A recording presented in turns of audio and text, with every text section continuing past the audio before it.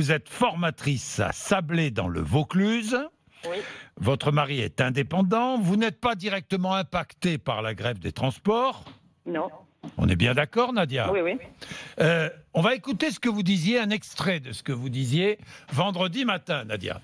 En fait, il y a 17% de grévistes à la SNCF et c'est 70% de conducteurs. Et c'est ces 70% de 17% qui font chier la terre entière.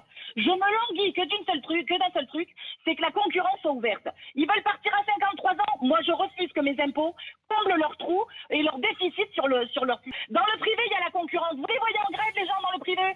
Les indépendants, vous les voyez en grève? Les agriculteurs, vous les voyez en grève? Vous savez combien ça paye un agriculteur, un viticulteur de cotisations sociales et patronales? Vous savez combien ça paye? Il y a un moment donné, il faut que les gens arrêtent d'être égoïstes. Ça fait 1 an qu'on les entend. Et moi, j'ai pas ça. Et moi, j'ai pas ça. Et moi, j'ai pas ça. Mais bon sang de bonsoir, l'État-providence n'existe plus. Ça fait 40 ans. 40 ans que les retraites doivent être réformées. 40 ans que rien n'est fait. Et aujourd'hui, c'est ma génération qui en paye les pots cassés. Voilà, Nadia, colère vendredi matin, qui a été tellement partagée sur les réseaux sociaux. Je ne sais pas si vous avez vu ça, Nadia. Oui, on m'a tenu un peu au courant. 300 000, 400 000 partages, c'était de la folie. Nadia, d'ailleurs, c'est revenu à vos oreilles, j'imagine. Oui, on m'en a parlé ce week-end et ce qui était rigolo, c'est que aussi bien des gens qui sont avocats sur Paris, que des personnes qui sont enseignantes dans le Vaucluse, que des personnes qui sont indépendants, que des personnes qui sont agriculteurs, étaient plutôt d'accord avec ce que j'ai dit et l'essentiel qui m'a été rapporté, c'était finalement c'est la France silencieuse qui s'est exprimée un peu dans cette colère et qui a dit un peu très fort, très en colère, ce que beaucoup de personnes pensaient. Vous êtes ni à droite ni à gauche, vous le dites, hein? Ni à droite ni à gauche. C'est pas une question de politique, c'est une question de bon sens. Moi, j'ai 40 ans, je l'ai dit. Mon père était militaire, donc lui, il avait rien le droit de dire, rien le droit de faire. Par contre, il a eu l'intelligence de nous éduquer en essayant de réfléchir. Et en tout cas, en nous demandant de réfléchir. Et la seule chose qui m'importe, c'est qu'en fait, ça fait 40 ans qu'on me dit « Mais ma chérie, tu n'auras pas de retraite ». Alors comment, il y a 40 ans ou il y a 30 ans, mon père me regardait dans les yeux en me disant « Mais tu n'auras pas de retraite ». Comme plein de parents de ma génération, hein, pas de problème là-dessus, et qu'aujourd'hui, 40 ans plus tard, on se retrouve encore à devoir réformer des choses parce que ça n'a pas été fait durant ces 30 dernières années. Moi, il y a un moment donné, ma colère, elle peut pas retomber. Et quand j'entends vos auditeurs, ce matin, Clément et Louis, alors l'un qui est chauffeur à la RATP ou en tout cas qui travaille, et l'autre qui est routier, alors très bien les routiers, moi j'ai pas de problème, c'est très pénible comme métier. La RATP, bon, il me dit que c'est pénible, soit les infirmières c'est pénible, les aides-soignants, c'est pénible. Les agriculteurs, c'est pénible. Il y a plein de gens, le métier est pénible. Il n'y a pas de problème avec ça. Mais quand ils arrivent à être d'accord avec le fond de la réforme, mais qu'ils continuent à faire grève parce qu'en fait, leurs petits avantages vont pas être maintenus, ah, mais ça me met hors de moi. Hors de moi. C'est toujours pareil. C'est à toi, à moi, à toi, à moi. Non, finalement, je vais garder la couverture à moi. C'est quoi ça? On est rentré dans une ère où les gens ne sont qu'égoïstes en fait. Voilà, je veux garder mes petits privilèges. Monsieur Martinez et ses copains, eh ben, ils sont financés par nos impôts, ils sont financés par l'État. Ben, ils veulent garder leurs petits privilèges, on va arrêter de les financer. Et puis on verra comment ils s'en sortent ensuite. Oui, votre colère n'est pas retombée, Nadia, je vois. C'est le week-end. Non, ça retombe pas. Et quand j'entends le plan SNCF qui dit « Ah, mais il y aura au moins un Français sur 2 qui pourra partir en vacances », mais ils se rendent compte que c'est déjà trop tard. Ils se rendent compte que l'économie est mise à mal 2 années consécutives. Hier, on montrait des reportages à la télé sur les rues de Lyon en période de Noël et les rues de Paris en période de Noël. Mais vous vous mettez à la place des commerçants qui sont sur place, des indépendants? C'est une honte. Ils mettent à mal l'économie française et on laisse faire. Et puis c'est comme ça. Et puis c'est normal, les pauvres, ils vont perdre leurs petits avantages. Mais merde, à un moment donné, non, je suis désolée. J'estime que leurs petits avantages, en fait, c'est fin de la récréation. On arrête. On siffle la fin de la récréation. Vous avez bien rigolé. Vous avez bien mangé sur le dos de tout le monde. Maintenant, ça suffit. Un peu de solidarité. Parce que tous ces gens-là, qui à un moment donné disent, ah ben oui, quand même, vous vous rendez compte, on se bat pour tout le monde. Ben non, vous battez pas pour tout le monde. Parce que la majorité, avec cette réforme, ont un peu plus d'avantages. Nadia, le routier, c'est ce qu'il disait tout à l'heure. Nadia, il était d'accord. Nadia, Jérôme est pas d'accord. Il est à Yvetot, en Seine-Maritime. Bonjour Jérôme. Bonjour Monsieur Bourdin, bonjour Madame. Vous êtes agent de maîtrise. Vous êtes tout à fait. Dans le privé ou dans le public? Dans le privé, jamais syndiqué. Je ne travaille pas à la SNCF ni à la RATP. Par contre, je connais des gens mon frère travaille à la SNCF. J'ai des amis qui sont agriculteurs. Et je ne suis pas d'accord avec vous, Monsieur Bourdin, qui prenait parti, et avec Madame qui prenait parti. Attendez, Jérôme. Si vous dites que je prends parti, la discussion est terminée. Je vous le dis tout de suite. Si vous voulez, c'est terminé, mais c'est pas grave. C'est que vous ferez encore une fois Jérôme, les jugements de valeur sur il prend parti, il prend pas parti, ça, vous prenez parti, vous, Jérôme? Oui, moi je prends parti pour ma future génération, comme Madame a dit. Moi j'ai 48 ans. On m'a dit que j'aurais pas de retraite. Vous êtes journaliste, Jérôme? Non, mais par contre vous y êtes. Oui. Et moi je prends parti, c'est-à-dire, Jérôme, allez-y. C'est-à-dire, puisque vous prenez un parti. Il y a une demi-heure, quand je vous ai entendu parler avec un jeune homme qui disait, qui était déménageur, qui disait qui était gréviste, et vous essayez de trouver toujours la façon de lui dire que la nouvelle règle des retraites va être bonne pour lui. C'est pas vrai. Non. C'est pas, Jérôme, il faut bien écouter, hein, Jérôme. Oui. Allez, passons à autre chose. Jérôme, allez-y. Pourquoi est-ce que vous défendez la grève? Pour ça. Alors, on me dit que l'indice du point de retraite va être pris sur le coût de la vie. On est bien d'accord.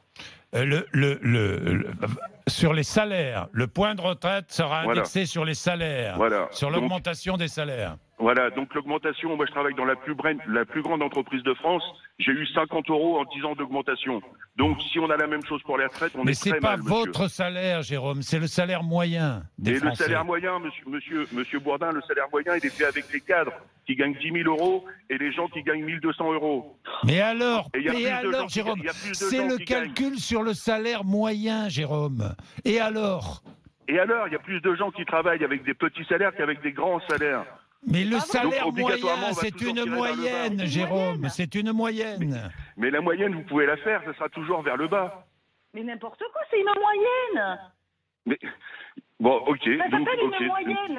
Mais c'est mathématique, c'est pas moi qui l'invente, c'est mathématique. Je suis désolée, monsieur, de vous le dire. C'est mathématique. Une moyenne, on prend les salaires les plus hauts, on prend les salaires les plus bas, et on fait une moyenne. La moyenne en France, vous m'arrêtez si je me trompe, il me semble que c'est aux alentours de 1 700 € le salaire moyen. Alors, plus 1800 et quelques, le salaire médian. Alors, excusez-moi, alors tant mieux s'il y a des gens qui gagnent 10 000 € par mois, je suis très contente pour eux. Moi aussi, je suis très content. Ceux qui en gagnent 1 200, j'aimerais mieux qu'ils en gagnent un peu plus, mais il y a plein de manières de gagner un peu plus. Sans compter forcément sur l'augmentation du point du SMIC, il y a d'autres manières de gagner mieux sa vie. Et je suis désolée, c'est une moyenne. Laissez les gens gagner 15 000 €. Je vais vous dire oui, parce que j'aimerais bien en placer une. Je vais vous dire oui. Allez-y, Jérôme. Comment vous pouvez m'expliquer que je vais gagner plus ma retraite va être calculée sur toutes mes années de travail et non sur les 25 dernières. Jérôme. Ou sur les 5 derniers mois ou les 10 Jérôme. dernières. Excusez-moi. Oui. Jérôme, là où je vous rejoins, c'est qu'il nous manque des simulateurs. J'espère que le gouvernement va nous les donner. Hein. Alors, Bourdin, attendez, je vais vous donner simplement, sur la hausse des salaires, ces chiffres, depuis l'année 2000, on est en 2019. Presque 20 ans. La hausse cumulée des salaires a été de 42% en moyenne contre 29% pour l'inflation. Donc, il vaut mieux une indexation sur la hausse des salaires que sur l'inflation, Jérôme. Monsieur Bourdin, c'est des chiffres. Ce qui se passe en réel, c'est pas ça. C'est pas ça. Regardez, l'électricité, elle a encore augmenté de 40% cette année. Le gasoil, pareil, il augmente toujours. Donc tout augmente beaucoup plus vite que le coût de la vie, que nos salaires. Vous le savez très bien, monsieur Bourdin. Vous le savez très bien. Je ne comprends pas. L'augmentation de l'électricité, ça, c'est dans le coût de la vie, oui. Évidemment que ça augmente, que tout augmente. Mais tout augmente plus vite que nos salaires. Monsieur Bourdin, je travaille dans la plus grande entreprise. Peut-être que le vôtre, mais pas le salaire moyen. Je suis désolé. Mais non, c'est pas ça. Je vous dis que moi, je travaille dans la plus grande boîte de France. Donc moi, je sais. Si moi, j'ai pas, en 6 mois, j'ai pas, en dessous de moi, les gens, ils n'ont pas non plus. Obligatoirement. Vous êtes dans quelle entreprise, Jérôme? La plus grande du 440. Total? Tout à fait. Vous travaillez chez Total. Chez Total, vous n'avez pas d'intéressement, de participation, mais les intéressements, c'est pas des salaires. Mais c'est pas du salaire, l'intéressement, monsieur Bourdin. Mais ça va compter pour votre retraite? Mais moi, je parle pas pour moi, comme disait madame. Moi, je suis pas égoïste, je parle pour les gens qui n'ont pas d'intéressement, moi, l'année dernière, j'ai eu 70 centimes d'augmentation avec la plus grande boîte de France. Combien avez-vous eu d'intéressement l'année dernière, Jérôme? Mais l'intéressement, le petit smicard, il l'a pas, l'intéressement. Moi, je me bats pour ces gens-là. Total verse de l'intéressement à tous ses salariés, Jérôme.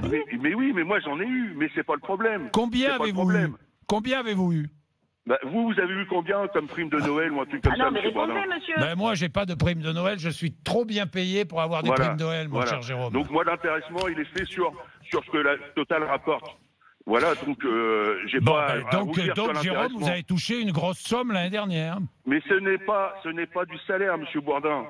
Et ça va rentrer dans le calcul des futurs retraites. C'est sur votre compte en banque, Jérôme. Je parle pas de mon calcul à moi je serais pas malheureux à la retraite. Mais c'est pas le même calcul pour tout le monde, monsieur. C'est ça que vous comprenez pas. C'est qu'à un moment donné, ce que je vous reproche, c'est que vous mélangez tout. Tous les gens qui sont pour cette grève, alors je vais pas dire tous parce que ce serait malhonnête, mais l'essentiel des gens qui sont pour cette grève. Non, mais voilà, je vais pas être malhonnête, pas tous, mais l'essentiel des gens qui sont pour cette grève, comme pour toutes les autres, j'ai envie de dire, c'est que vous mélangez tout. Vous parlez de l'augmentation de la vie, mais d'accord, je vais pas vous dire que c'est faux, mais ça n'a rien à voir avec le régime des retraites. Les auditeurs précédents parlaient des banques, là c'était vendredi, ça parlait des banques, mais ça n'a rien à voir avec la réforme des retraites. Soyez un tout petit peu moins paradoxal, essayez de réfléchir. Bien, Nadia, je vous coupe, et Jérôme aussi, parce que malheureusement il est déjà 23, je déborde allègrement, donc merci à tous les deux dans tous les cas.